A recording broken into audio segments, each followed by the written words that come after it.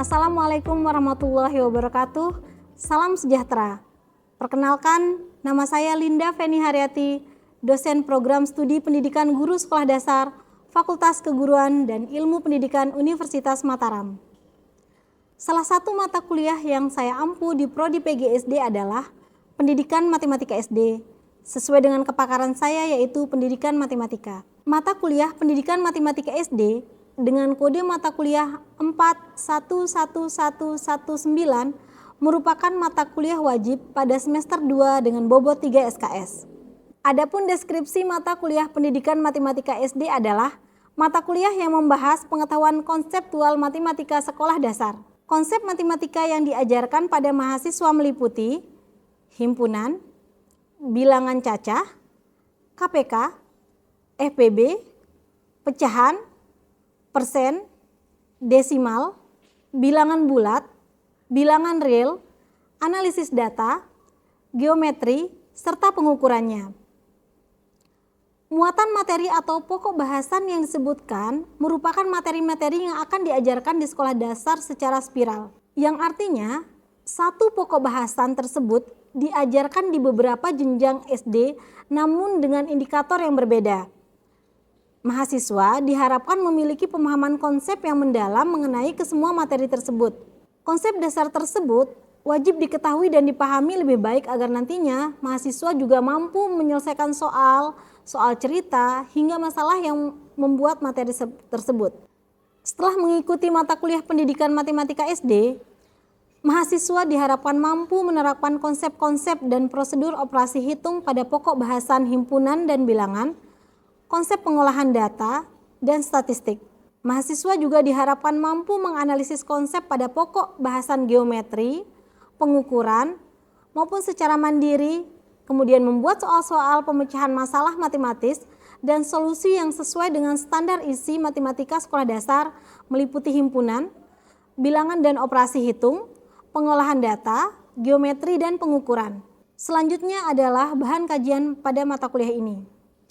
Yang pertama himpunan, yang kedua bilangan cacah, yang ketiga bilangan prima yang mencakup FEB dan KPK, kemudian bilangan pecahan, bilangan desimal dan persen, bilangan bulat, bilangan rasional dan bilangan real, analisis data, geometri, dan pengukuran.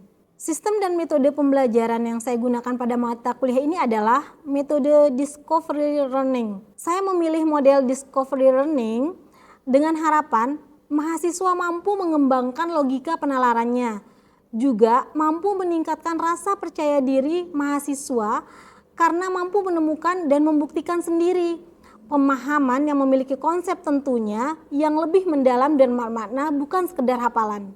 Umumnya langkah discovery learning terdiri dari 6 tahap. Yang pertama, stimulation atau pemberian rangsang. Mahasiswa memulai pembelajaran dengan diberikan stimulus berupa masalah, gambar, tabel, data, cerita, atau kreativitas praktis. Tujuannya adalah untuk menumbuhkan rasa ingin tahu dari mahasiswa. Kemudian yang kedua yaitu problem statement atau identifikasi masalah. Mahasiswa pada tahap ini mengidentifikasi pertanyaan atau permasalahan dari stimulus yang telah diberikan. Tahap ketiga yaitu data collection atau pengumpulan data. Pada tahap ini mahasiswa melakukan pengamatan, kemudian mencatat data atau mencoba beberapa kasus dan mengerjakan latihan. Dalam tahap ini bisa dilakukan dengan diskusi kelompok ataupun percobaan langsung. Kemudian yang keempat yaitu pengolahan data. Mahasiswa mengorganisir data dan mencari pola yang membuat hubungan data. Di tahap ini, mahasiswa mulai merumuskan kemungkinan konsep matematik yang mereka temukan. Kemudian tahap yang kelima yaitu verification atau pembuktian. Hasil temuan mahasiswa diuji pada tahap ini, kemudian mahasiswa memastikan apakah contoh yang ditemukan konsisten dan berlaku. Yang keenam yaitu menarik kesimpulan. Pada tahap ini, mahasiswa akan menarik kesimpulan atau menemukan sendiri rumus atau definisi dari prinsip dari percobaan yang telah mereka lakukan. Kemudian, dari hasil temuan mahasiswa tadi, dosen memperkuat dan memvalidasi hasil temuan dari mahasiswa. Selanjutnya adalah penilaian. Adapun aspek penilaian yang saya lakukan yaitu yang pertama, aspek partisipatif, aktif dan kolaboratif. Kemudian UTS dan UAS. Yang pertama untuk penilaian proses pembelajaran, adapun aspek yang dinilai berupa sikap, keaktifan, tugas individu, tugas kelompok, juga keterampilan. Pada aspek ini diberi bobot 60%. Kemudian aspek kedua dan ketiga yaitu penilaian pengetahuan pada UAS dan UTS. Masing-masing diberi bobot 20%. Hingga totalnya menjadi 100%. Berikut saya tampilkan cuplikan video pembelajaran yang saya lakukan saat pembelajaran di kelas. Assalamualaikum warahmatullahi wabarakatuh.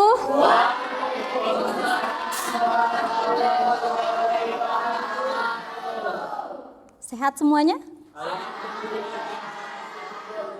Oke. Ada yang tidak masuk temannya nih? Masuk semua ya? Ya. Oke. Sebelum kita mulai perkuliahan hari ini, mari kita berdoa menurut agama dan kepercayaan masing-masing. Berdoa dimulai. Oke, ini kita 3 SKS ya, berarti nanti kita sampai jam 16.30 ya. Sebelum belajar, seperti biasa, siapa yang giliran ice breaking hari ini? Oh ya, Anton maju, Anton. Ya. Jadi teman-teman, karena udah siap ya, untuk supaya kita bisa membalikan fokus dan semangat kita, mari kita breaking dulu sebentar. 2, 3. Aku kecil dahulu, ini kakakku, ini kakakku. Apabila aku menjerit, aku menjerit, aku menjerit, aku menjerit.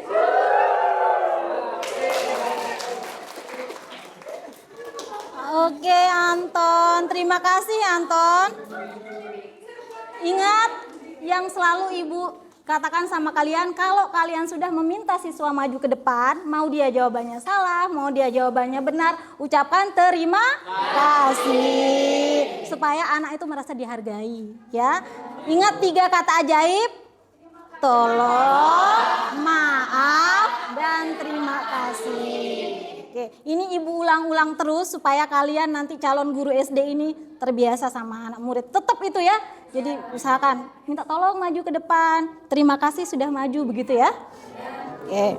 Nah, sekarang kita masuk ke sub capaian pembelajaran CPMK 7, yaitu menelaah rumus luas daerah dan keliling bangun datar serta rumus luas permukaan dan volume bangun ruang. Jadi nanti di sini kita akan mempelajari tentang definisi keliling, kemudian menghitung keliling bangun datar, definisi luas bangun datar, kemudian menentukan rumus luas dari bangun datar, menghitung luasnya, kemudian mendiskusikan definisi luas permukaan bangun datar, kemudian menentukan rumus luas permukaan bangun ruang, yaitu prisma, tabung, limas, kerucut, dan bola. Kemudian terakhir yaitu volume, ya. Oke, sekarang bangun datar. Yang pertama persegi ya. Kemudian persegi panjang. Ini salah satu contohnya aja ya, segitiga siku-siku saya gambar. Kemudian lingkaran. Lingkaran. Kemudian belah ketupat. Layang-layang. Satu lagi, masih jajar genjang. Jajar genjang. Satu lagi trapesium. Kira-kira menurut kalian persegi itu apa sih? Coba. Ya. Tony, apa? Persegi adalah bangun datar yang memiliki 4 sisi yang sama panjang. Oke. Ada lagi yang lain? Selain sisinya yang sama panjang, 4 sisinya, ya, Tommy? Bangun datar 2 dimensi yang memiliki 4 sudut dan 2 sisi yang sama. Oke. Tadi yang dibilang sama teman-temannya sudah benar. Ada lagi nggak yang mau nambahin? Sisinya 4 sisinya sama panjang ya, persegi. Kemudian sudutnya sama besar. Oke, dan semuanya siku. Nah, Nah, itu persegi ya. Jadi persegi adalah bangun datar 2 dimensi seperti yang dibilang tadi temanmu, yang memiliki 4 sisi yang sama panjang, 4 sisi sama panjang dan sudutnya siku-siku. Ya, jadi semua sisinya itu sama panjang, sudutnya sama besar. Oke. Kalau perlu dicatat, tapi saya pasti nanti kasih kalian rangkumannya ya. Nah, saya lebih senang kalian memperhatikan, menjawab, mencatat boleh, yang penting-penting menurut kalian, tapi nanti saya kasih fotokopiannya. Oke, selanjutnya setelah persegi, nah persegi panjang. Nah, sama sih, cuman ada bedanya. Menurut, ya, coba persegi panjang kira-kira apa? Persegi panjang. Ini dari sini kan bisa kelihatan nih bedanya nih. Yang ini persegi, yang ini persegi panjang. Kira-kira ya. Mas Bu. Iqbal Dimas. Ya. Persegi panjang adalah bangun datar 2 Ya. dimensi yang memiliki 2 pasang sisi yang sama. Oke, bagus. Ada lagi yang mau menambahkan? Persegi panjang? Ya? Dan memiliki 4 sudut siku-siku. Oke, 4 sudut siku-siku ya. Dia sama dengan persegi juga ya. Cuman bedanya dia tadi, kalau yang persegi dia 4 sisinya sama. Kalau persegi 2 sisi berhadapan yang sama panjang. Jadi yang berhadapan yang sama panjang. Oke. Kemudian sudutnya sama siku-siku. Oke, selanjutnya lingkaran. Apa ya lingkaran? Lingkaran adalah datar yang tidak punya sudut dan hanya terdiri dari satu garis. Ya. Ya, oke. Ada lagi? Ada lagi nggak? Lingkaran. Anggap itu lingkaran sempurna ya. Soalnya kalau dilihat lingkaran itu sebenarnya tidak ada ciri-ciri yang saya maksud. Tapi anggap misalnya itu lingkaran sempurna tuh. Kira-kira apa? Kira-kira apa? Datar yang tidak memiliki sudut dan sisi. Betul, terus? Ini? Jarak dari titik pusat ke sisinya ini, ke busurnya ini semua pasti sama panjang. Jadi lingkaran itu adalah kumpulan titik-titik yang memiliki jarak yang sama ke titik pusat, di satu titik pusat. Jadi satu titik pusatnya kalian tarik dari manapun dia pasti akan sama panjang. Oke. Sebelum kita masuk ke yang di bawah itu, karena kalau diikutin di buku biasanya kalau di buku-buku siswa itu digabung, tapi kan kita nanti saya belakangan aja ini karena kalau kalian sudah tahu konsepnya yang 4 ini, nanti yang di bawah ini kalian pasti paham. Jadi kita selesaikan yang di atas dulu ya. Untuk persegi, menurut kalian keliling itu apa sih? Biasa kan kalian kalau sore-sore, kita keliling-keliling yuk gitu. Nah, itu keliling itu apa? Jumlah panjang semua sisi. Jumlah panjang semua sisi. Kalau kalian ngajak teman, kita keliling-kelilingnya itu maksudnya gimana? Kalau saya misalnya dari kos saya pulang ke Lombok Timur misalnya, saya nggak bilang saya keliling-keliling, tapi saya pergi ke Lombok Timur. Tapi kalau saya bilang keliling-keliling, otomatis saya ke sana, saya balik lagi. Ya, itu namanya keliling-kelilingnya. Jadi keliling dari persegi, kira-kira ini kelilingnya gimana ya? Misalnya ini A, B, C, D. Untuk menentukan keliling ini, kira-kira kalau berapa ini kelilingnya? Ini, pasti yang ini, kita jumlahkan sama ini. Ya, jadi keliling persegi itu adalah sisi, bukan kali, tambah loh. Kan ini ya, kamu jalan ke sini, tambah sisi, tambah. Atau biasa ditulis 4S. Jadi ini loh asal rumusnya ya. Jadi keliling tuh yang itu. Makanya keliling itu misalnya di sini ya, 5 cm panjangnya. Berapa kelilingnya? 20. Karena didapat dari 5. Gampang ya. Nah, jadi besok kalau ngajar siswa jangan langsung kasih rumusnya, tapi kasih tahu kalau keliling itu, jadi dia disuruh cari keliling apapun tahu, disuruh cari keliling ini pun pasti dia tahu, disuruh cari keliling ini dia tahu, disuruh cari keliling ini, keliling ini, keliling ini, keliling ini, dia pasti tahu. Karena dia sudah tahu konsep keliling itu, kita jalan sini, balik sini lagi, itu keliling. Ya? Oke. Kemudian kalau keliling segi 4 nih. Kok segi 4? Persegi panjang. Persegi 4 panjang, sama-sama persegi 4 tapi ini panjang, ya. Ini kira-kira apa ya? Misalnya ini S, ini A, B, C, D. Kira-kira kelilingnya gimana ya? Keliling. Nah, keliling yang tadi saya bilang A,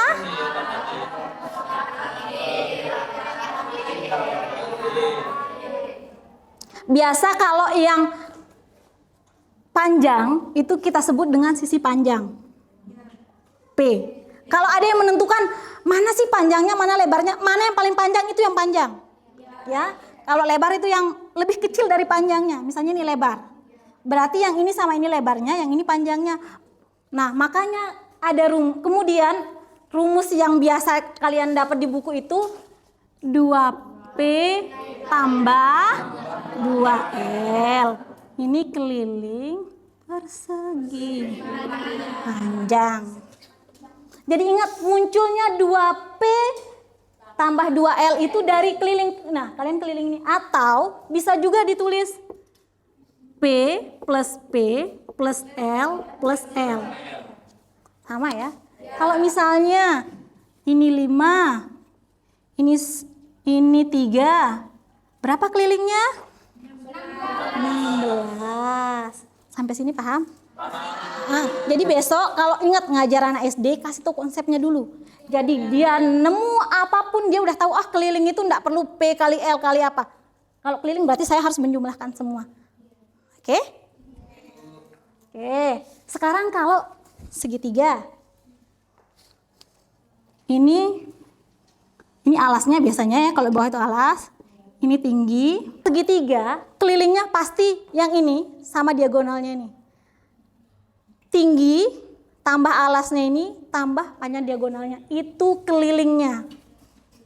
Oke? Kalian pernah dengar pi? Pasti semua pernah dengar.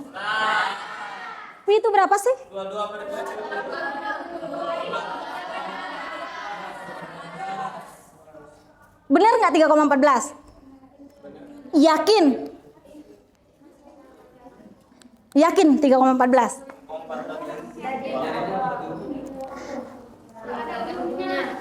Nggak ada ujungnya?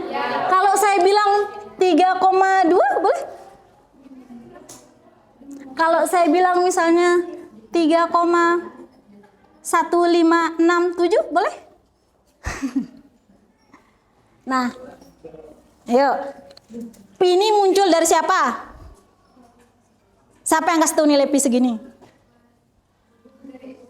Dari SD pokoknya pi itu harus 3,14 gitu ya. Atau harus 22/7. Kalian calon guru ataupun mungkin nanti calon dosen harus tahu kenapa sih kok tiba-tiba pi. Jangan tiba-tiba oh ya kata ilmuwan ini. Tidak. Jadi pi itu muncul setelah dilakukan percobaan berkali-kali. Ingat, matematika itu gunanya untuk memudahkan. Sehingga pi ini muncul untuk memudahkan kita. Kalau kalian lihat beberapa buku-buku asing itu dia nggak pernah tulis pi itu 3,14 seperti ini, tidak. Pasti dia akan ada mendekati. Nah sekarang saya pingin kalian membuktikan benar nggak sih pi itu 3,14? Gimana caranya? Nah, cari tempat. Sekarang kita akan membuktikan ya, ilmuwan-ilmuwan, calon-calon ilmuwan ini akan membuktikan bahwa pi itu 3,14 itu dapat dari sini gitu ya. Bagi kelompok cari tempat yang kalian bisa luas untuk menggambar. Yang pertama itu kita nanti keliling dulu. Maksudnya kan karena lingkaran itu kenapa sih muncul rumus keliling, rumus kemudian luas lingkaran. Itu nanti dari sini. Ingat kalian calon guru sekolah dasar. Jadi kalian harus benar-benar tanamkan konsep sama siswa ya. Miss, Ibu pinjamkan jangka. Kalau dulu harus bisa pakai jangka ya. Mungkin kalian sudah lama dari SD, SMP, SMA udah pakai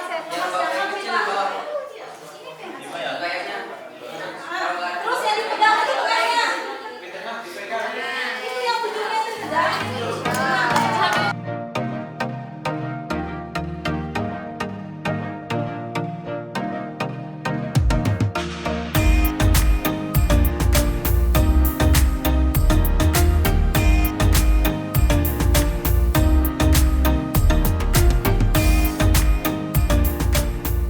Setelah Ibu bagikan tali, dulu dapat tali Ibu kasih tahu, nanti kalian tentukan satu titik yang tadi itu. Kalian, ini jangan sampai meleset ya, suruh temennya pegang pelan-pelan. Ikutin dia ya. Kan banyak temennya ya, jadi suruh pegang talinya itu supaya dia nggak gerak. Boleh sih dilepas, nanti misalnya di sini dilepas, terus begini. Nih, sampai dia ketemu. Nah, setelah selesai, sampai titik yang tadi kalian ukur panjangnya. Kan namanya keliling ya? Nah.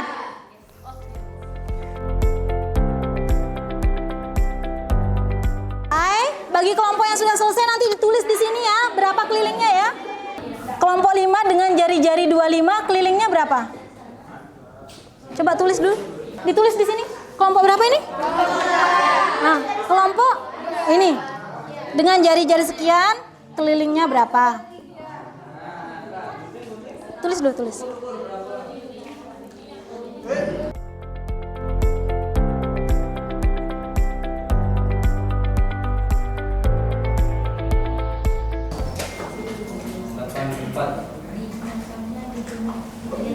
Bisa kita bulatin ya? Jangan dibulatin. Nah, ya. Kalau memang itu yang dia dapatkan ya segitu. Emang di penggaris ada koma sampai 84 gitu ya? Makanya Bu, enggak ada. Loh, terus kenapa bisa? Makanya Bu, saya bulat. Itu kenapa? Kenapa bisa dapat segitu? Lebih dikit, makanya tahu kira. Lebih dikit. Terus kalian kayaknya 4 deh gitu. Gitu. Kok bisa 4? Kenapa enggak 3 atau 2? Ya sudah deh, sepakatan. Berapa jadinya? 18,9 mungkin ya? Apa 18,85? Apa berapa? Nggak sampai, ya segitu dah. Ya, oke. Sekarang kita buktikan, ya. Kita ambil yang nomor 3 misalnya ya, kelompok 3. Dengan jari-jari yang kita pakai yang ini saja, kelilingnya dia menemukan nilai keliling 63. Kemudian 63, kemudian 2R. R-nya berapa tadi? 10. Kalau 2R 20 pi. Ya? Berarti kalau pi sama dengan berapa? Ya enggak? Ya. Iya enggak? Begini enggak caranya? 63 2, oke saya tulis dulu. Jangan ragu-ragu. Ulang. Rumusnya 2 PR ya? Ya. Ini saya tulis dulu. 2 PR. 2 kali pi, R-nya berapa tadi? 10. Oke. 63 sama dengan 2 kali pi kali 10. 2 kali 10? 20. 20 kali pi, 20 pi. Nah, untuk mencari nilai pi, maka pindah ruas. 63 per 20 sama dengan pi. Boleh deh pakai kalkulator, berapa ditemukan di sini? 3,15. Oke. Selanjutnya ini kelompok 4, coba berapa? Kalau dipakai rumus yang tadi berarti ini 2 pi R ya. Dengan K-nya. Kemudian berarti 12 kali 2 24 pi 75. Berarti pi 75 per 24 berapa? 3,1 25. Oke, selanjutnya yang ini. Coba dihitung masing-masing. Nemunya berapa? Ditulis ya ke depan. Ya, oke. Kita lihat kelompok 1 yang mengukurnya dengan sangat tepat sak koma-komanya ya. Dia menemukan hasil, saya jadi agak curiga. Itu pokoknya kita harus dapat 3,14 gitu. Kita harus buat ini 3,14. Nah, apa-apa kita susun. Oke. Oh, enggak mungkin. Pokoknya supaya kelompok kita bagus, kita harus menemukan nilai 3,14 gitu. Nah, kemudian untuk yang kelompok 2 dengan dia jari-jari 7, dia mendapatkan kelilingnya 3,07. Ini saya nggak tahu ya benar apa enggaknya. Kalau memang benar dia menghitung berarti emang benar, atau enggak kalau dia ada misalnya agak miring dikit apa gimana, itu juga akan berpengaruh ya. Tapi ini saya tidak bilang salah dan tidak bilang benar juga. Kecuali kalau saya kasih soal besok pas ujian, hitunglah keliling lingkaran yang jari-jarinya sekian, gunakan nilai pi sekian. Kalau kalian jawab ini pasti saya salahkan. Karena saya sudah tentukan nilai pi-nya. Tapi kalau tidak saya tentukan nilai pi-nya, ya memang itu hasil mengukur kalian kan, hasil mengukur jalan ya. Kemudian yang 9 tadi dia temukan nilainya 3,16. Saya juga tidak tahu benar apa salahnya, tapi kalau memang benar ya benar. Kemudian kelompok 3. Nah, kalau kita lihat pola ini, para matematikawan yang dulu, setelah mereka mengukur dari 1 cm, 2 cm, 3 cm, sekian cm, mereka itu menemukan nilai pendekatan. Makanya kalau di buku-buku itu dia seperti ini. 3,14. Karena memang ada tadi yang ketemu 3, mungkin 3,07, 3,16, 16, 3, berapa lagi itu. Nah, itu ya. Oke, untuk hari ini kita tadi sudah sampai volume ya. Volume kalian sudah tahu gimana cara mencari volume, bangun ruang, kemudian tadi juga untuk bangun datar kalian sudah tahu perbedaan dari apa itu persegi, persegi panjang, segitiga, belah ketupat dan layang-layang. Saya rasa mungkin sudah ini ya, udah selesai ya. Masih ada yang mau nanya lagi? Sudah jelas ya? Ya. Tugas minggu depan seperti biasa, kalian buka buku SD. Kemudian cari minimal 1 soal, boleh lebih, itu kalian kerjakan, cari aja. Kalau misalnya kalian tidak nemu jawabannya, besok kita kerjakan sama-sama. Kalau sudah tidak ada yang ditanyakan lagi, kita tutup pembelajaran kita dengan sama-sama berdoa menurut agama dan kepercayaan masing-masing. Berdoa, mulai. Selesai. Terima kasih. Assalamualaikum warahmatullahi wabarakatuh. Waalaikumsalam.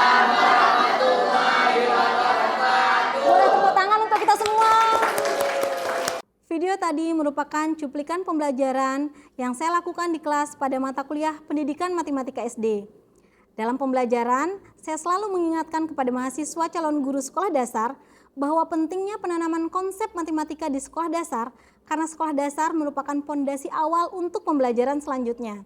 Tidak lupa juga saya mengingatkan kepada mahasiswa calon guru sekolah dasar bahwasanya selain mengajar matematika, tentunya guru nantinya akan menjadi suri teladan bagi siswanya, sehingga guru harus memberi contoh yang baik dalam bersikap juga bertutur kata pada siswa. Demikian yang bisa saya sampaikan dalam video ini. Terima kasih.